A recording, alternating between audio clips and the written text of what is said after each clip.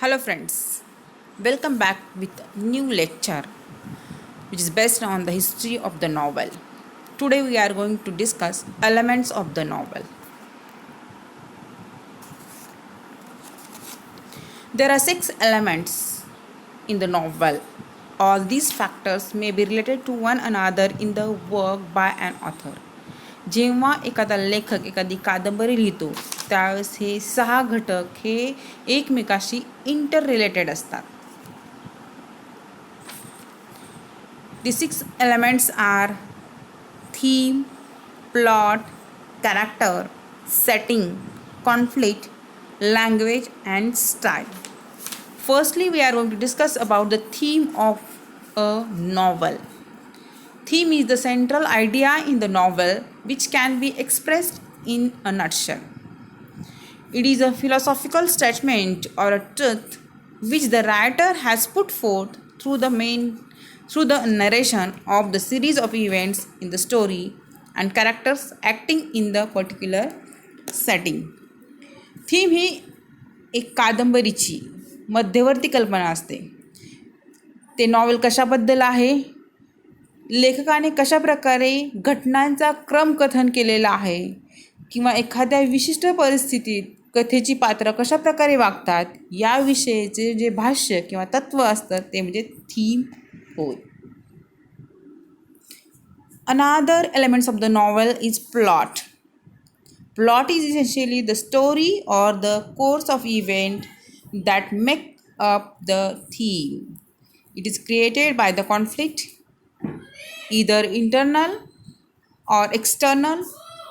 Plot may be simple plot or a complex plot. Plot म्हणजे एखाद्या विषयावर कथा किंवा घटनाक्रम होय. प्लॉट हा एकतर अंतर्गत इंटरनल किंवा बहिर्गत एक्सटर्नल संघर्षामधून कॉन्फ्लिक्टमधून निर्माण झालेला असतो. इंटरनल कॉन्फ्लिक्ट हे त्या व्यक्तीच्या किंवा पात्राच्या मनामध्ये असते, तर बहिर्गत मीन्स एक्सटर्नल कॉन्फ्लिक्ट हे इतर पात्रामुळे घडणारा घटनाक्रम असतो. प्लॉटचे 2 प्रकार पडतात. सिंपल प्लॉटमध्ये फक्त एकच प्लॉट असतो, एकच कथा असते. तर कॉम्प्लेक्स प्लॉटमध्ये मात्र अनेक कथा एकमेकांमध्ये गुंतलेल्या असतात. Another element of the novel is character. Characterization is related to the plot as the course of event take place because of the certain behavior of the characters. Depiction of character can range from a thumbnail sketch to the deep, wordly, high-detailed verbal sketch. The important character may have been described in its every aspect by the writer. The minor characters are not given much importance.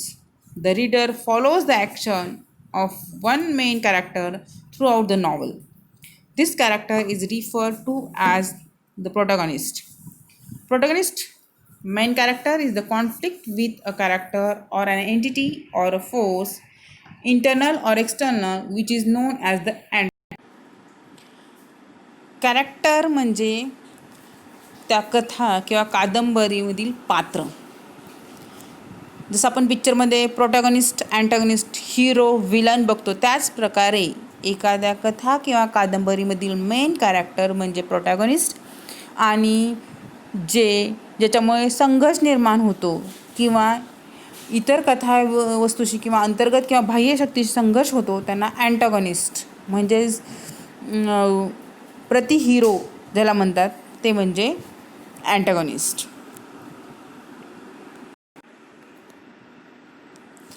Another element of the novel is setting. Setting is the background in which the story takes place. There are several aspects of the setting. It includes place, period, time, climate or weather and lifestyle. Plot and characters are the 2 major elements that are affected due to the setting. Setting म्हणजे ज्या पार्श्वभूमीवर कथानक घडते त्याला setting म्हटले जाते. म्हणजे ज्या ठिकाणी घडते त्यामध्ये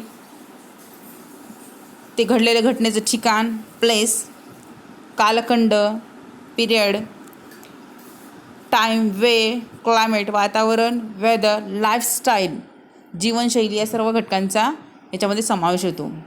कथानक व पात्र मीन्स प्लॉट अँड कॅरेक्टर हे जे 2 मेजर एलिमेंट्स आहेत ते सुद्धा सेटिंगवरती परिणाम करतात. Another element of the novel is conflict. The struggle between the opposite forces in the story is called conflict. Conflict is the story provides interest and curiosity in the plot. तुम्हाला माहिती आहे एखादी सुंदर सरळ चालणारी जर कथा असेल तर आपल्याला किंवा एखादी फक्त हॅपीच आपल्या आयुष्यामध्ये घडत असेल तर आपलं जीवन हे कसं होतं,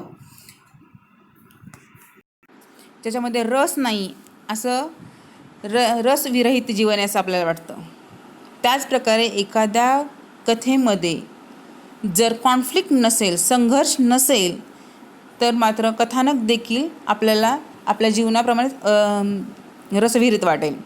पण जर कथेमध्ये संघर्ष असेल तर त्यामुळे उत्सुकता आणि आवड निर्माण होते. Last element of the novel is the language and style. The language and the technique used by the author for the narration of the course of events is known as the style.